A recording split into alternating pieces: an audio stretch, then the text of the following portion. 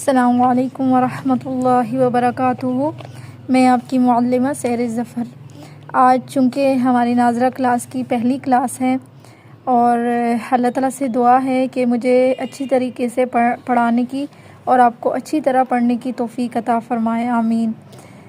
اعوذ باللہ من الشیطان الرجیم، بسم اللہ الرحمن الرحیم۔ رب اشرح لی صدری ویسر لی امری واحلل عقدۃ من لسانی یفقہوا قولی۔ رب اشرح لی صدری ویسر لی امری واحلل عقدۃ من لسانی یفقہوا قولی۔ رب اشرح لی صدری ویسر لی امری واحلل عقدۃ من لسانی یفقہوا قولی۔ رب یسر ولا تعسر وتمم بالخیر وبک نستعین یا فتاح یا فتاح یا فتاح۔ رب زدنی علما وعملا، رب زدنی علما وعملا، رب زدنی علما وعملا۔ بسم اللہ الرحمن الرحیم۔ اچھا، چونکہ ہم اماں پارے سے شروع کرنے جا رہے ہیں تو اس کے لیے اب آپ نے حروف تہجی پڑھ لی، الف سے لے کر یا تک۔ ان حروف کو حروف تہجی کہتے ہیں، مفردات بھی کہتے ہیں، حروف تہجی بھی عربی میں حروف تہجی کہتے ہیں۔ تو اب چونکہ آپ قاعدہ پڑھ چکے ہیں اور قاعدے میں آپ جو ہے ہجوں کے ساتھ بھی آپ نے پڑھا، روانی میں بھی آپ نے پڑھا، تو اس وجہ سے کچھ ایسی غلطیاں ہیں، بلکہ یوں کہوں گی کہ موٹی غلطیاں قرآن کریم میں آپ نے حروف پڑھ لیے۔ جیسے میں نے آپ کو بولا تھا کہ تا ہے، طوا ہے، ان میں آپ نے فرق کرنا ہے۔ سین ہے، صاد ہے، ذال ہے، ضاد ہے، زا ہے، تو ان میں ہمیں فرق کرنا ہوتا ہے۔ اب اگر ان حرفوں کو، اگر ان میں سے قاف ہے، کاف ہے، اب اگر ان حرفوں میں سے ہم کسی بھی حرف کو، کسی بھی ایک حرف کو دوسرے حرف کی جگہ بدلتے ہیں، یعنی کاف ہے تو اس کو قوف بنا دیتے ہیں، قوف ہے موٹا پڑھنا ہے لیکن ہم نے اس کو باریک پڑھ لیا، قوف کی جگہ کاف پڑھ لیا۔ تو اب دیکھیں، میں نے آپ کو مثال بھی دی تھی شروع میں بھی، قلبن ایک موٹے قاف سے اور ایک باریک قاف سے قلبن۔ تو پہلے والے قلبن قاف کا موٹے والے قاف کے ساتھ اس کا مطلب کیا ہوگا؟ دل، اور باریک والے قلبن کے ساتھ کتا۔ اب اگر ہم قاف کی جگہ کاف پڑھتے ہیں تو بظاہر آپ دیکھیں، آپ کو دکھ رہا ہے کہ اس کا معنی جو ہے کس حد تک بدل جاتا ہے، یعنی ایک حرف کے بدلنے سے۔ تو آج میں آپ کو پہلی کلاس میں بڑی بڑی غلطیوں کے بارے میں آگاہ کروں گی۔ جب آپ کو ان ساری غلطیوں کے بارے میں پتہ ہوگا، کیونکہ اب آپ روانی کے ساتھ بھی پڑھیں گے، اماں پارا ہے تو اس میں آپ ٹھہر کے بھی، یہ نہیں کہ آپ بس اس کو ایک ہی سانس میں پوری آیت پڑھیں، نہیں، ہم اس کو اپنی ہجوں میں بھی ہم اس کو برقرار رکھیں گے اور روانی کے ساتھ بھی ہم اس کو پڑھیں گے، لیکن اس کو ہم اچھے طریقے سے تبھی پڑھ پائیں گے کہ کیونکہ جو مخارج کے ساتھ جو حروف ہم پڑھ چکے ہیں، تو پھر اگر ہم ان مخارج ہم نے سیکھ لیے ہیں، اگر اب ہم یہاں پہ قرآن کی صورتوں میں ان مخارج کو اس طریقے سے نہیں پڑھیں گے جس طریقے سے پڑھنے کا ہمیں کہا گیا ہے، جیسے میں ہمیں سکھایا گیا ہے، صاد ہے، سین ہے، تو اب یہاں ہم اگر کوئی صورت پڑھیں گے اس میں کہیں پہ صاد آ گیا، عین آ گیا، عین کی جگہ ہم نے جیسے قل اعوذ برب الناس سے شروع کریں گے تو پھر اس میں قل اعوذ، قل سب سے پہلا قوف آ رہا ہے۔ اب اگر ہم پڑھیں گے قل اعوذ پڑھیں گے تو دیکھیں قوف کو بھی آپ نے تبدیل کیا، قاف کی جگہ آپ باریک والے قاف کو لگا دیا اور اس کے بعد عین کی جگہ آپ نے حمزہ لگا دیا۔ حروف کی پہچان آپ کو کرا دی گئی ہے، آپ کو حروف سکھا دی، مخرج کے ساتھ سکھائے گئے ہیں۔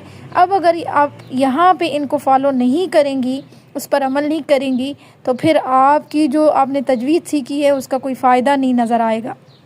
تو اس لیے آپ نے ان موٹی غلطیوں کو سمجھ کے آپ نے یہاں پہ بہت دھیان دینا ہے، بہت احتیاط کرنی ہے آپ نے یہاں پہ ان صورتوں کو پڑھتے وقت، کہ ہم کہیں پہ بھی جو مکمل لفظوں کے ساتھ یا پوری آیت بھی پڑھ رہے ہیں تو کہیں پہ بھی ہم کسی بھی حرف کو دوسرے حرف سے نہ بدلیں۔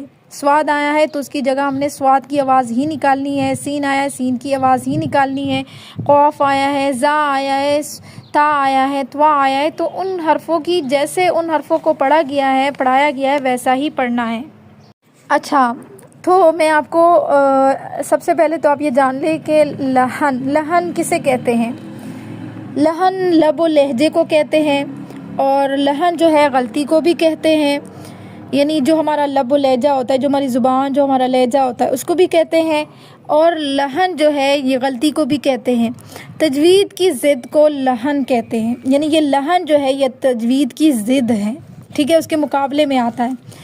جب لحن تجوید کے مقابلے میں آ جائے تو ان کے معنی غلطی کے ہوتے ہیں، ٹھیک ہے۔ تجوید کا مطلب کیا ہوتا ہے؟ سنوارنا، عمدہ کرنا، جبکہ لحن کا مطلب کیا ہوتا ہے؟ غلطی کرنا، یعنی ایک حرف کو دوسرے حرف کی جگہ پڑھنا، ایک حرف کی جگہ دوسرا حرف پڑھنا، یعنی موٹی غلطیاں کرنا۔ تو غلطی، ایک تو غلطی اور ایک سنوارنا، تو یہ دونوں ایک دوسرے کی ضد ہو گئے۔ اب یہ تو لغوی تعریف تھی۔ اصطلاحی تعریف، یعنی اس کی جو وضاحت، اس کا جو مفہوم ہے، قرآ کی اصطلاح میں، جو قاری حضرات ہیں ان کی اصطلاح میں لحن کے معنی ہے کہ حرفوں کو ان کے مخارج سے ادا نہ کرنا، حرفوں کو ان کے مخارج سے ادا نہ کرنا، اور ان کے صفات لازمہ، یعنی جو ان کی جو لازمی صفات ہے، یعنی صفت کون سی ہوتی ہے؟ صفت کس کو کہتے ہیں؟ خوبی کو۔ جیسے میں نے آپ کو قاعدے کچھ پڑھائے تھے کہ یہاں غنہ کر، جب نون پہ یا میم پہ تشدید آئے تو وہاں غنہ کرتے ہیں، غنہ کیسے کرتے ہیں یہ میں آپ کو بتایا تھا۔ اس طرح میں نے آپ کو 4 قاعدے بتائے تھے نون ساکن اور تنوین کے، اس میں آپ کو میں نے بتایا تھا کہ وہاں پہ ان قاعدوں میں کن کن قاعدوں میں آپ نے غنہ کرنا ہے، تو ان کو صفات کہتے ہیں، ٹھیک ہے۔ اب اگر ان کی جو صفات ہوتی ہے تو کہتے ہیں کہ ان کی صفات لازمہ اور عارضہ کو، جو عارضی طور پر صفات ہوتی ہے اور جو لازمی صفات ہوتی ہے جن کو پڑھنا لازم ہوتا ہے، ان کو ادا نہ کرنا۔ حضرت مولانا اشرف علی تھانوی رحمۃ اللہ نے لحن کی تعریف ان الفاظ میں کی ہے کہ تجوید کے خلاف قرآن پڑھنا یا غلط پڑھنا یا بے قاعدہ، یعنی قاعدے کے مطابق نہ پڑھنا، یہ لحن کہلاتا ہے، ٹھیک ہے۔ لحن کیا ہے؟ لحن کی تعریف حضرت مولانا اشرف علی تھانوی رحمۃ اللہ نے کیا کی ہے کہ تجوید کے خلاف قرآن کریم پڑھنا یا غلط پڑھنا یا قاعدے کے مطابق نہ پڑھنا لحن کہلاتا ہے۔ تو یہاں پر بے قاعدہ پڑھنے سے مراد جو ہے، یعنی اگر ہم اس کو قاعدے کے مطابق نہ پڑھیں تو اس سے مراد لحن خفی ہوگا، یعنی اگر قاعدے کے مطابق، یعنی جیسے کہیں پہ ادغام ہو رہا ہے، اخفاء ہو رہا ہے، یعنی غنہ ہو رہا ہے، کہیں پہ غنہ ہو رہا ہے تو وہاں غنہ ہم نہیں کر رہے، تو یہ چھوٹی غلطی، ہلکی والی غلطی ہوگی، ٹھیک ہے۔ غلط پڑھنے سے مراد لحن جلی ہوگا، ٹھیک ہے۔ اگر قاعدے کے مطابق نہیں پڑھیں گے تو اس کا مطلب کہ ہم نے لحن خفی والی غلطی کی، یعنی ہلکی غلطی کی ہے، اور اگر اس کو غلط پڑھیں گے تو پھر اس کا مطلب ہوگا کہ ہم نے بڑی غلطی کی ہے، لحن جلی والی غلطی کی ہے، ٹھیک ہے۔ لحن خفی جو ہے یہ ہلکی غلطی ہے، لیکن پڑھنا اس کو بھی مکروہ ہے کہ اگر اس میں بھی ہم صفات کے ساتھ نہیں پڑھتے، ہمیں پتہ بھی ہوتا ہے کہ ہم نے قاعدے کو، کیونکہ تجوید کی اصل خوبصورتی ہی لحن خفی کے ساتھ ہوتی ہے، یعنی صفات کے ساتھ ہوتی ہے۔ جب ہم صفات کے ساتھ قرآن کریم کو پڑھتے ہیں، ان کی خوبیوں کے ساتھ جس طریقے سے پڑھنے کا کہا گیا ہے، جب ان کے ساتھ پڑھتے ہیں تو اس میں اس کی خوبصورتی واضح طور پر نمایاں ہو جاتی ہے۔ لیکن اگر ہم بڑی بڑی غلطیاں کرتے ہیں تو پھر وہ غلطیاں حرام میں آ جاتی، کیونکہ لحن جلی کا حکم جو ہے وہ حرام ہے، اور لحن خفی کا جو ہے وہ حکم مکروہ ہے، یعنی ثواب کم ہو جاتا ہے۔ اگر ہم قرآن مجید کو ان کی صفات کے ساتھ نہ ادا کریں تو پھر وہاں پہ جو ہے اس کا ثواب کم ہو جاتا ہے، ٹھیک ہے۔ لحن کی 2 قسمیں، ایک لحن جلی، ایک لحن خفی۔ اب لحن جلی کس کو کہتے ہیں؟ موٹی اور صاف واضح غلطی کو کہتے ہیں۔ لحن جلی کا احساس، یعنی جو ادراک ہے، وہ ہر کوئی کر سکتا ہے، یعنی جو موٹی غلطی ہے اس کو تو ہر کوئی دیکھ سکتا ہے۔ اب جیسے کہ اگر ایک حرف کی جگہ ہم دوسرا حرف پڑھ دیتے ہیں تو یہ دیکھیں بالکل واضح غلطی ہے، بالکل صاف غلطی ہے، تو اس کا احساس تو ہر ایک کو ہو سکتا ہے۔ لحن جلی کی بھی اس طرح 5 قسمیں۔ اب لحن جلی کون سی غلطیاں کہلائی جاتی ہے کہ جو اگر ہم وہ والی غلطیاں کریں، لحن جلی والی غلطیاں کریں تو وہ حرام میں آئے گا اس کا حکم۔ تو لحن جلی کی 5 قسمیں ہیں۔ پہلی یہ کہ ایک حرف کی جگہ دوسرا حرف پڑھنا، ایک حرف کی جگہ، جیسے میں نے ابھی آپ کو مثال دے کے سمجھایا کہ اگر قاف ہے اس کی جگہ کاف پڑھ لیا، سین ہے اس کی جگہ سواد پڑھ لیا، سواد کی جگہ سین پڑھ لیا۔ جیسے اس کی مثال آپ کو بتائے، الحمد کی جگہ الحمد، سینے والی ہا نکال لیا آپ نے، الحمد کی جگہ آپ نے الحمد پڑھ لیا، ٹھیک ہے۔ پھر دوسری قسم، ایک حرکت کی جگہ دوسری حرکت پڑھنا، ایک حرکت کون سی؟ میں نے آپ کو حرکات کی تعریف پڑھائی ہے، زبر زیر پیش کو حرکات کہتے ہیں، ٹھیک ہے۔ تو جو زبر زیر پیش ہے وہ حرکات کہلاتی ہے۔ تو حرکت والی غلطیاں کرنا، یعنی کہیں پہ زیر آیا ہوا ہے، زبر آیا، پیش آیا، زیر آیا آپ نے اس کی جگہ زبر لگا لیا پڑھتے وقت، زبر آیا آپ نے اس کی جگہ پیش لگا دی، تو یہ غلطیاں۔ ایک حرکت کی جگہ دوسری حرکت پڑھنا، جیسے اہدنا کی جگہ اہدنا پڑھنا، اہدنا میں حمزہ پڑھنا تھا لیکن ہم نے اہدنا کی جگہ ہم نے اہدنا پڑھا، اور یہ غلطیاں ہم سے تبھی ہوتی ہے جب ہم بے پرواہی کے ساتھ پڑھتے ہیں، لاپرواہی کے ساتھ پڑھتے ہیں قرآن مجید کو۔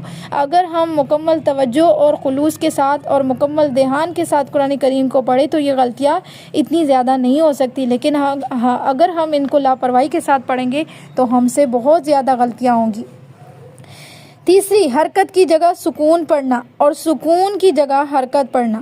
حرکت کی جگہ یعنی زبر زیر پیش کی جگہ ساکن حرف پڑھ لینا، یعنی جزم دے دینا، حرکت والے حرف کو جزم دے دینا، ساکن کر دینا، یعنی اس پہ حرکت لگی ہوئی ہے۔ اور پھر یا کوئی حرف کسی حرف پہ کوئی حرف ساکن ہے اس پہ جزم ہے، لیکن ہم جزم کی جگہ کیا پڑھ لیتے ہیں؟ حرکت پڑھ لیتے ہیں۔ جیسے خلقنا کی جگہ ہم پڑھ لیتے ہیں خلقنا، اب خلقنا قاف پہ زبر لے آئیں جبکہ قاف ساکن تھا اور اس کو ہم خلقنا پڑھ رہے ہیں، تو یہ واضح غلطیاں ہیں۔ مخفف کی جگہ، مخفف یعنی ہلکا لفظ ہے کوئی تو اس کو مشدد، مطلب کہ کوئی حرف ہے جس کو نرمی سے پڑھا جاتا ہے، ہلکا سا پڑھا جاتا ہے، باریکی کے ساتھ پڑھا جاتا ہے، لیکن ہم اس کو بہت سختی کے ساتھ نکال رہے ہوتے ہیں۔ جیسے ذال، اس کو نرمی سے پڑھا جاتا ہے لیکن ہم اس کو سختی کے ساتھ پڑھ لیتے ہیں، اس طرح والی غلطیاں۔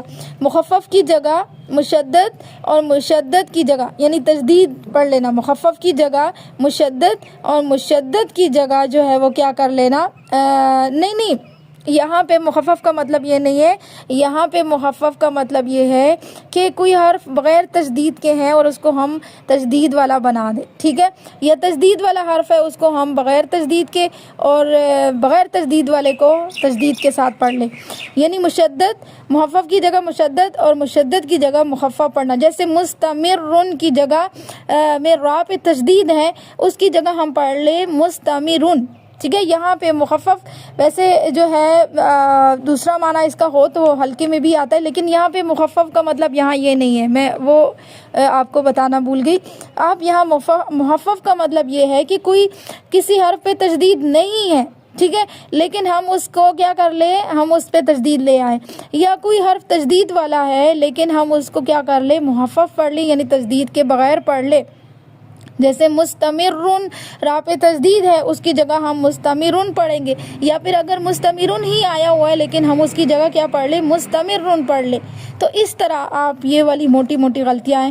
پانچویں قسم کی جو غلطی ہے وہ یہ ہے کہ کسی حرف کو کیا کر دینا، کم کر دینا، کسی حرف کو کم کر دینا یا زیادہ کر دینا۔ کم کر دینا یا زیادہ کر دینا کا مطلب کیا؟ جیسے لم یولد، یولد، لم یولد، یا واو پیش یولد، لیکن ہم اس کو پڑھ رہے ہیں جلدی میں لم یولد پڑھ رہے ہیں، واو کو بیچ میں چھوڑ ہی دیا ہم نے، ٹھیک ہے، واو کو بیچ میں کیا کر دیا، چھوڑ ہی دیا، ٹھیک ہے۔ اس طرح للہ، اب للہ، ٹھیک ہے، اللہ کا لفظ ہے للہ، ہا کی نیچے زیر ہے، اس کو ہم لمبا کر کے پڑھ لیں للہ، اس کو ہی للہ اتنا لمبا کر لیں، یا کوئی بھی حرف ہے جو حرکت والا ہے اس کو ہم کھینچ کے لمبا کر لیں، ٹھیک ہے۔ جیسے انا، اب ان نون پہ زبر ہے لیکن ہم اس کو اس طرح پڑھ لیں انا، نون الف نا بنا لیں، تو یہ حرف کم ہے لیکن اس کی جگہ ہم نے اس کو لمبا کر کے دو حرف لے آئے، اس کو زیادہ کر دیا، یا حرف زیادہ ہے اس کو ہم نے کیا کر دیا، جیسے زیادہ والا لم یولد تو اس کو ہم نے کیا کر دیا، کم